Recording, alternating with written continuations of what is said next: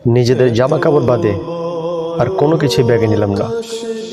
বাড়ির সবাই বের হয়ে আমাদের দরজায় এসে দাঁড়িয়েছে। আমার বড় যা বলে উঠল, বাড়ির কাজের ভয়ে এখন চলে যাচ্ছে। এইসব চালাকি কেউ কি আর বোঝে না নাকি? সুমন হুঙ্কার ছেড়ে বলল, চুপ, অনেক হয়েছে। আমার বউকে আর একটা কথা বললে তার গায়ে হাত তুলতে আমি পিছপা হব না। এতদিন সব সহ্য করেছি, আর না। আমার শাশুড়ি চেঁচিয়ে বলল, তোর বউ তোরে কালা জাদু করছে, নইলে তুই তো এমন ছিলি না রে। তোর সাহস বাইরে গেছে, তুই বড় বউর লগে এমন কথা বললি। তুই জানোস আকবর শুনলে তোর রাস্তা রাখবে না। সুমন আমার শাশুড়ির কাছে গিয়ে বলল, বড় বউ তাই? তোমার দরদ হচ্ছে নাকি?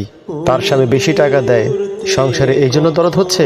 আমার শাশুড়ি থেমে থেমে বলল, না, বড় ভাবির লগে কেউ এভাবে কথা বলে? আর টাকা তো তার একটু বেশিই দেয়। সংসারে যে বেশি টাকা দেয় তার সাথে বেয়াদবি করতে নাই। সুমন বলল, তোমার ধন্যবাদ এই কারণে যে তুমি সত্য কথাটা বলছো। আমাদের সব গোছানো শেষ। আমি বোরকা পরে নিলাম। সুমনের কোলে আমার মেয়ে আর হাতে কাপড়ের ব্যাগ। তার পিছিয়ে পিছিয়ে আমি বের হলাম। আমার শাশুড়ি সদর দরজায় ধপাস করে বসে কপালে হাত দিয়ে চেঁচাতে লাগলো আর বলল, এই পিশাচিনি আমার পোলারে খাইলো। আমার এত সাদা সিধা পোলা এই কাম জীবনও করতো না। এই অপায়া আমার পোলাটার মাথাটারে খাইছে। আল্লাহ গো, তুমি এর বিচার কইরো। বাড়ির কাজ করতে হইব তাই আমার পোলাটারে আমার থেকে আলাদা করলো।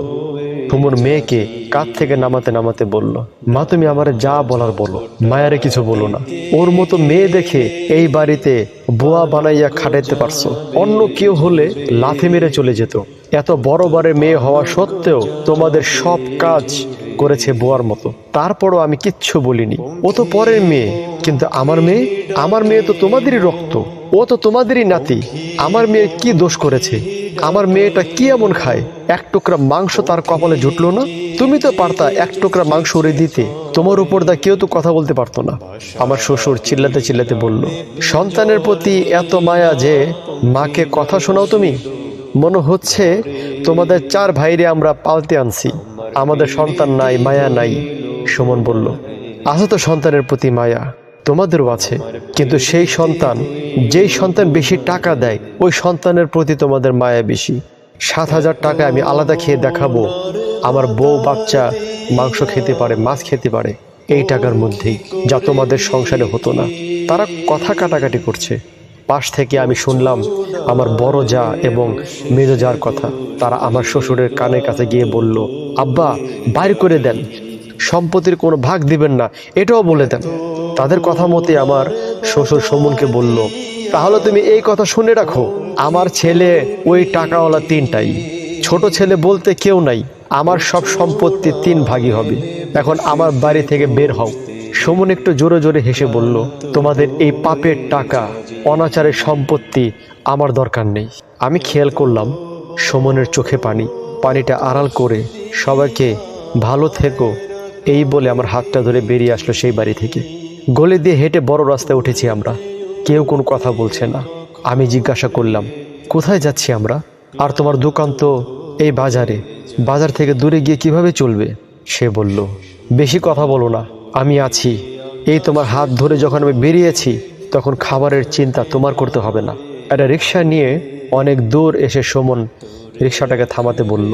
রিক্সা থেকে নেমে সুমন ভাড়া মিটিয়ে একটা গলি দিয়ে ঢুকলো। মায়া তার পিছে পিছে হাঁটছে। একটা বাড়ি ঢুকে 3 তলায় উঠে সুমন কলিং বেল দিতে রিফাত দরজা খুলল। কলিং বেল দিতেই রিফাত দরজা খুলল। রিফাতকে দেখে মায়া খুব অবাক। রিফাত সুমনের বন্ধু, ও দেশের বাইরে থাকে। দেশে আসলো কবে? পাশ থেকে একটা মেয়ে মুচকি হাসে সালাম দিয়ে আমার মেয়েকে কোলে নিয়ে নরম কণ্ঠে, ভাইয়া আসেন ভাবিরি নিয়ে ঘরের ভেতর। আমি চুপচাপ ফ্ল্যাটটাতে ঢুকলাম। বাবার বাড়ির কথা হঠাৎ মনে পড়ল। এমন রাজপ্রাসাদে ছিলাম, বাবার একটা মাত্র মেয়ে ছিলাম আমি আদরের। কখনো কষ্ট কি জিনিস বুঝতেই দেয়নি। কিছু চাইতে দেরি হতো, কিন্তু সেটা আসতে দেরি হতো না। সুমন আমার বাবার অনেক বিশ্বস্ত কর্মচারী ছিল, বাড়িতে আসা যাওয়া করত। এর মধ্যে কখন যে দুজনকে ভালো লেগেছে বুঝতে পারিনি। পরে আমার বিয়ে ঠিক হলে বাবাকে আমি সব জানাই, কিন্তু সে রাজি ছিল না। তাই পালিয়ে বিয়ে করে ওই বাড়িতে উঠেছিলাম। প্রথমে বড় লোকের মেয়ে, তাই খুব আদর যত্ন করতো আমার শ্বশুর শাশুড়ি। পরে যখন বাবার সাথে আমার সম্পর্ক শেষ হওয়ার কথাটা তারা শুনতে পেল, তখন থেকে বাড়ির সব কাজ আমাকে দিয়ে করায়। আমার ধ্যান ভাঙে রিফাত ভাই যখন ডাক দিল, ভাবি আয়শা আমার বউ, তার কথা শুনে আমি অবাক হলাম এবং খুশিও হলাম। কি বলেন ভাই, বিয়ে করলেন কবে? বোনরে তো জানালেন না? তখন রিফাত বলল, আমি বিদেশ থাকতে ওকে ভালোবাসতাম, ইমো প্রেম ভাবি, ওর বিয়ার কথা চলছিল। বাড়িতে জানাইলাম, তারা বলে 2 বছর হয়েছে বিদেশ গেলি, কিছু একটা কর, তারপরে বিয়া। বাড়ি ঘর দেওয়ার কাজ তো এখনো শেষ হয় নাই, আগে শেষ কর তারপরে বিয়ে। আমার মাথা ঠিক ছিল না ভাবি, ভালোবাসা বিভোর ছিলাম। আর তারা কয় বাড়ির কাজ শেষ হোক। তাদের কোনো কথা না শুনে দেশে আইসা বিয়ে করে বউরে নিয়ে বাড়ি উঠি, তাদেরকে অবাক করে দিব বলে। কিন্তু ভাবি, আমি আর কি বলবো, তাদের অবাক করতে গিয়ে আমি নিজেই অবাক হই। দেখি ছোট ভাই কেবল ইন্টারের 2nd ইয়ারে পড়ে, সে এক মেয়েকে বিয়ে করে নিয়ে এসেছে আরও 5 মাস আগে, আমাকে বলে নাই। আমার টাকা দিয়ে অনুষ্ঠান করেছে, আর আমার ভালোবাসা মানুষটাকে বিয়ে করার কথা বলেছি, তখন তারা বলে বাড়ি ঘরের কাজ শেষ হতে আরও দেরি আছে, তারপর বিয়ে।